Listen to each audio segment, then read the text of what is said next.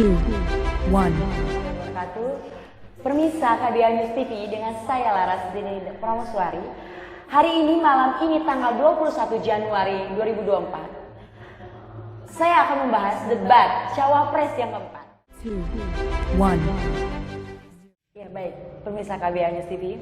Di samping saya sudah bersama Pak Iwan Nur Iswan. Baik Pak Iwan Nur Iswan, apa kabarnya Pak? Baik, alhamdulillah. Iya, baik Pak. Langsung kita berbincang dengan debat yang malam ini Caimin ya Pak? Oke. Iya, baik. Pak, menurut Bapak bagaimana penampilan Caimin malam ini? Gini, yang pertama itu tentu kita mengucapkan syukur ya. Iya, baik. Syukur alhamdulillah karena debat kali ini berlangsung lancar. Baik. Terutama performa Caimin itu amat sangat memuaskan. Kalau dinilai itu mendekati sempurna lah. Oh, baik. Hampir sempurna. Iya. Jadi 99,9% itu Caimin mampu tampil dengan begitu mengagumkan karena menguasai materi debatnya. Baik. Gitu. Dan yang kedua tidak hanya menguasai materi debat, tapi dia memperkenalkan atau beliau memperkenalkan beberapa mantra ya, dalam tanda petik itu mantra politik.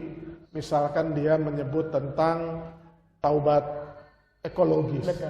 Baik. Ya, taubat ekologis itu kan amat sangat kena di masyarakat karena kalau sudah menyangkut taubat itu kan artinya setidaknya menghentikan ketidakadilan ekologis. Baik. Kemudian perusakan lingkungan, jadi itu dihentikan. Baik. Dan kemudian meminta maaf kepada masyarakat dan juga kepada alam semesta juga Tuhan. Baik. Dan tidak mengulangi perbuatan tidak baik menyangkut hal-hal yang terkait dengan pembangunan berkelanjutan, Baik.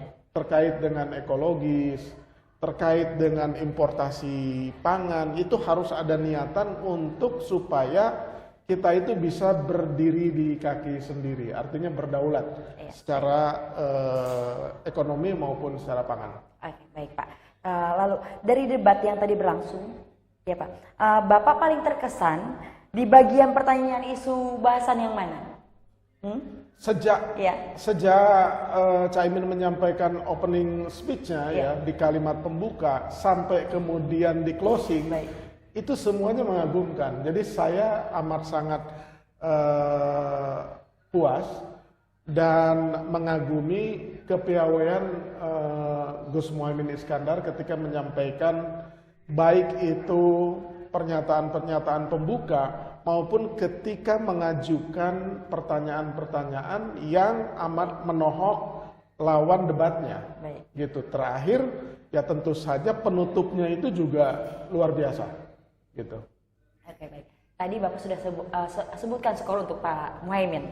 Lalu Bapak untuk skor masing-masing dari Pak Mahfud dan juga Pak Mas Gibran berapa? Bisa untuk Bapak jelaskan dari debat yang tadi? Iya. Khusus Pak Mahfud saya kira sebagai politisi senior, kemudian ia pernah menjadi hakim konstitusi, Baik. pernah menjadi anggota dewan. Baik. Ya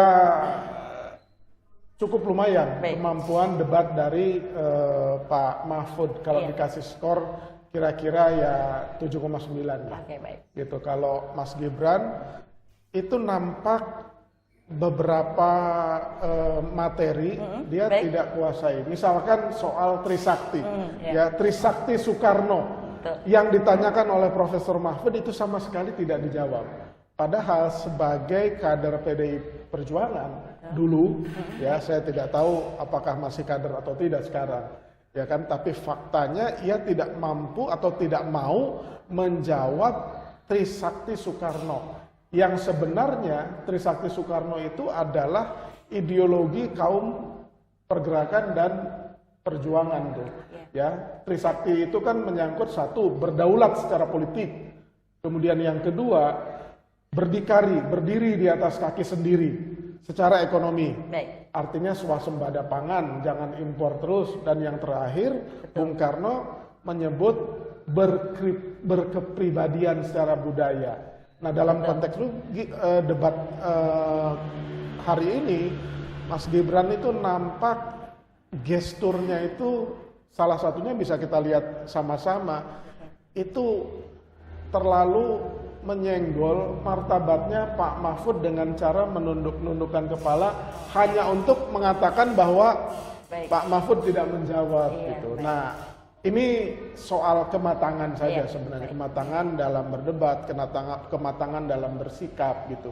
Padahal kalau tidak dengan gestur seperti itu, ya mungkin masyarakat juga tidak mempersoalkan. Tapi karena gesturnya seperti merendahkan Pak Mahfud, yaitu pasti melukai rasa keadilan di masyarakat kita. Iya, baik lalu Pak. Lalu dari debat cawapres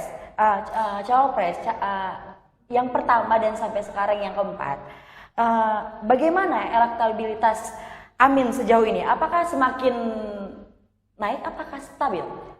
Gini, kalau kita melihat berbagai survei ya, elektabilitas Prabowo Gibran itu memasuki bulan Desember dan Januari, terutama di Januari, saya mengutip salah satu survei yaitu Poltreking ya, Mas Hanta Yuda. Itu elektabilitasnya itu cenderung stagnan, walaupun agak naik, tapi naiknya itu cuma 1,5. Sementara elektabilitas paslon Amin itu naik secara signifikan. Kenapa naik secara signifikan? Kalau kita lihat trennya, Mas Anies dan Caimin itu mengalami kenaikan sejak bulan Desember dan Januari di hampir semua survei.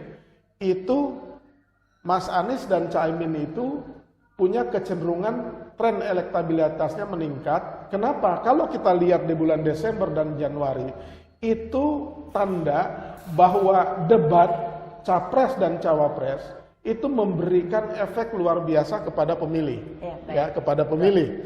Nah, jadi rasa ingin tahu masyarakat terhadap paslon 01 Anies Caimin itu semakin terobati atau semakin memahami siapa itu Mas Anies, siapa itu Caimin dari sisi sosok, karakter, kematangan, dan terutama adalah gagasan-gagasan atau pikiran-pikirannya untuk Indonesia masa depan, dan akan ditentukan pada tanggal 14 Februari 2014 nanti.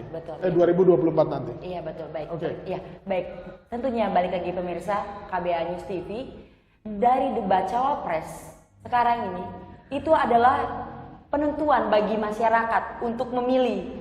Betul ya, Pak? 14 Februari yang akan datang. Bapak boleh sedikit kasih arahan? Gini.